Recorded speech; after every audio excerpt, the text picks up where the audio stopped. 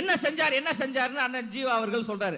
2008 ஈழத்தமிழர்களுக்காக தன்னுடைய பின்னாடி திரண்ட ரசிகர்களை திரட்டி மிகப்பெரிய அளவில் ஆர்ப்பாட்டத்தை செய்தவர் அண்ணன் விஜய் அவர்கள்.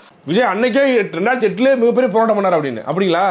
ஓ, ஈழத்தமிழர்களுக்கு நிவாரண நிதிங்கிற பேர்ல விஜய் கொடுத்த அவ்வளவு, அது பெரிய தொகை. எவ்வளவு தெரியுமா? 500 ரூபா. உண்மையிலே 500 கொடுத்துருக்காங்க.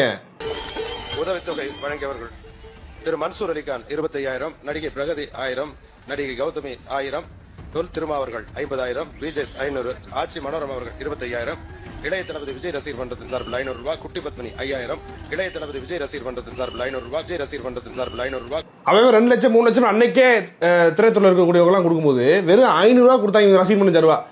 இவங்க என்னத்த போராடிப்பாங்க உங்களுக்கு தெரியாதா? இனப்படுகொலை நடந்து முடிஞ்சதுக்கு பிறகாக காங்கிரஸ் கட்சியில இளைஞரணி பொறுப்புக்கிட்டு இருக்காரு. அண்மையில காங்கிரஸ் கட்சியுடைய நிர்வாகிகள் பதிவு பண்றாங்க. விஜய் ஒன்னும் காங்கிரஸ் கட்சிக்கு புதியவர் அல்ல. அவர் 2010 தலைவர் ராகுல் காந்தியை பார்த்து காங்கிரஸ் கட்சியில சேர்றதுக்கான வாய்ப்புகளை குறித்து அவர் ஆலோசனை செஞ்சிருக்காரு. அது பல்வேறு காரணங்களால அப்ப நடக்கல. அதனால அவர் ஒன்னும் எங்களுக்கு தெரியாதவர் அல்ல. அப்ப அந்த லட்சம் இருந்த விஜய் இவர் ஈழத்தமிழருக்கு ஆதரவா போராடாராம். அப்படிங்களா? சரி, மே 18 விஜய் சார்பா என்ன ஒரு அறிக்கை வருதா? அந்த மக்களுக்காக போராடிய விஜய் சொல்றபடி பார்த்தா தாய்ப்பாசம் காட்டி வளர்த்த தலைவனை இழந்து நிக்கிறாங்க அப்படின்னு சொல்றீங்களே. விஜய் தலைவருடைய 14 நாளைக்கு ஒரு அறிக்கை விட்டாரா? ஒரு வாழ்த்து சொன்னாரா?